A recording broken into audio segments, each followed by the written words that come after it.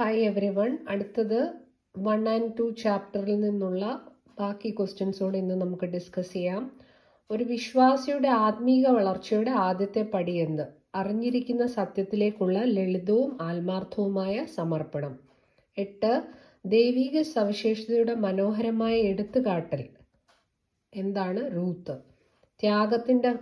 റൂത്തിന്റെ ത്യാഗം വിശദമാക്കുക എന്ന് ചോദിച്ചാൽ, നവോമിയെ സ്വന്തം ജനത്തെ ഒക്കെ ഉപേക്ഷിച്ചിട്ട് റൂത്ത് അന്യദേശത്തേക്ക് അറിയാത്തൊരു നാട്ടിലേക്ക് നവോമിയെ അനുഗമിക്കുന്ന കഥ എക്സ്പ്ലെയിൻ ചെയ്യുക.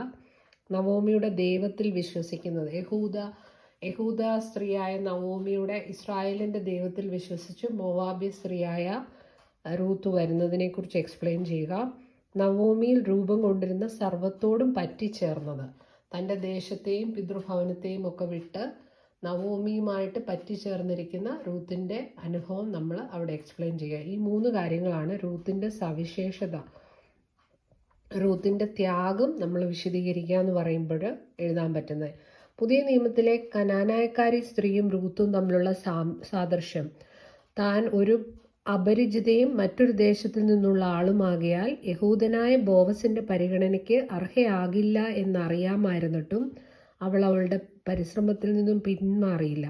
അതേപോലെ തന്നെ കനാനായക്കാരി സ്ത്രീയും തൻ്റെ അയോഗ്യത തിരിച്ചറിഞ്ഞിട്ടും തൻ്റെ അപേക്ഷയുടെ ശക്തി കൂട്ടി അവൾക്ക് കർത്താവ് നൽകുന്ന സംരക്ഷണവും കരുതലും. മത്തായിയുടെ സുവിശേഷം 15-ാം അധ്യായം 21-ഉം 28-ഉം വാക്യം. ഓക്കെ, അതാണ് റൂത്തും കനാനായക്കാരി സ്ത്രീയും തമ്മിലുള്ള സാദൃശ്യം വെച്ച് നമ്മൾ എക്സ്പ്ലെയിൻ ചെയ്യേണ്ടത്. റൂത്തിൻ്റെ പുസ്തകം നൽകുന്ന പാഠം: റൂത്തിൻ്റെ ത്യാഗം, നവോമിയെ അനുഗമിക്കുന്നത്, നവോമിയുടെ ദൈവത്തിൽ വിശ്വസിക്കുന്നത്, നവോമിയിൽ രൂപം കൊണ്ടിരുന്ന സർവത്തോടും പറ്റിച്ചേർന്നത്, പരിഗണനയ്ക്ക് അർഹയാകില്ല എന്നറിയാമായിരുന്നിട്ടും അവൾ അവളുടെ ശ്രമത്തിൽ നിന്നും പിന്മാറിയില്ല, കർത്താവിന് വേണ്ടി പഴയ സൗഭാഗ്യങ്ങൾ ത്യജിക്കുന്നവരുടെ നന്മ, അതിന് ദൈവം നൽകുന്ന മനോഹരമായ പ്രതിഫലം, റൂത്തിൻ്റെ ഉത്സാഹശീലം, അധ്വാനിക്കാനുള്ള മനസ്സ്.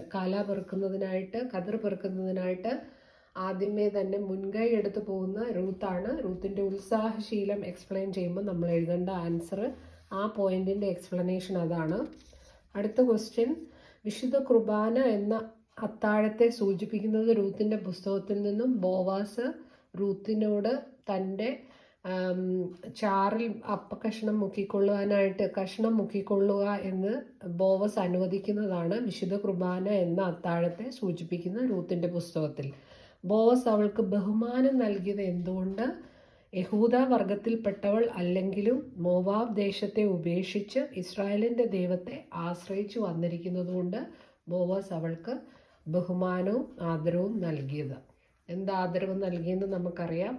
അവളോടൊപ്പം അവളെ സംരക്ഷിക്കണം, അവളോടൊപ്പം ചാറിൽ കഷ്ണം മുക്കുവാനായിട്ട് അവളെ വിളിക്കുന്നതും അവൾക്ക് വേണ്ടതായ എല്ലാ സൗകര്യങ്ങളും ചെയ്തു കൊടുക്കണമെന്ന് തൻ്റെ ഭൃത്യന്മാരോട് ബോവസ് പറയുന്നതുമെല്ലാമാണ് ബോവസ് അവൾക്ക് നൽകുന്ന ബഹുമാനത്തിൻ്റെ എക്സ്പ്ലനേഷനായിട്ട് നമുക്ക് പറയാൻ പറ്റുന്നത്.